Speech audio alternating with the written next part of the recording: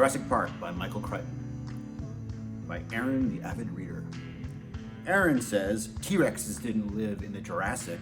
They lived during the Cretaceous, and also these paleontologists are the most incompetent idiots ever. Okay, well, first off, Aaron, you're probably right about when these dinosaurs lived. I have no idea. But we can look that up, probably in a second.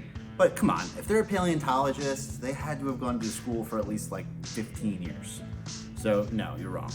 Hi, I'm here to talk about Don Quixote, and this is what Martin Amis had to say about him.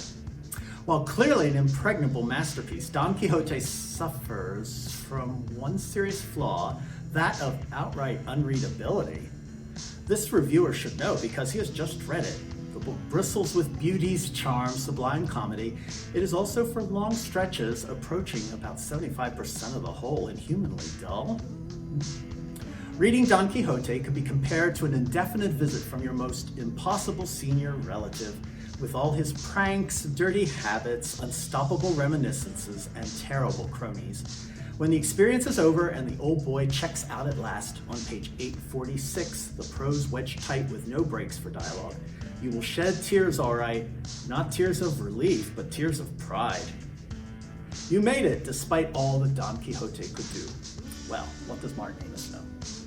I mean, this is one of the cornerstones of Western literature. Everyone should read it. And I think it's a great book, but what do I know?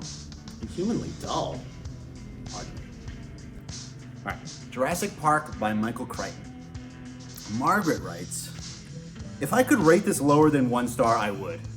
I hated the characters, and I couldn't wait for them to get eaten by dinosaurs. I'm amazed Spielberg saw a movie in this.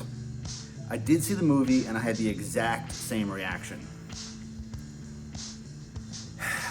Margaret. I read the book, and I saw the movie, and it's a classic, all right? Everybody loves it, and nobody wanted anybody to get eaten by the dinosaurs except for the bad guy that was in Seinfeld, and he did, okay? A review of On the Road by Jack Kerouac, one of my favorite books. Jeffrey Shaw says, hate to bash a classic, but this was a meandering, incoherent, and boring story. Perhaps it's because I wasn't dropping acid like everyone else in the 60s and 70s, but I felt dumber after reading this, and lazier. It's too bad. Jurassic Park by Michael Crichton. Kate reviews.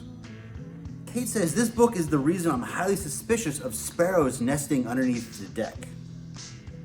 What? Okay, so raptors regularly harassed me in nightmares for nearly 10 years after reading this book. I was 22 before I no longer, okay, so Kate read it right around the time I read it. And no, Kate, I didn't have any nightmares. Kate says, I was 22 before I no longer woke up in a cold sweat, convinced there were raptors in my room. Well, you got over it, Kate, so yeah.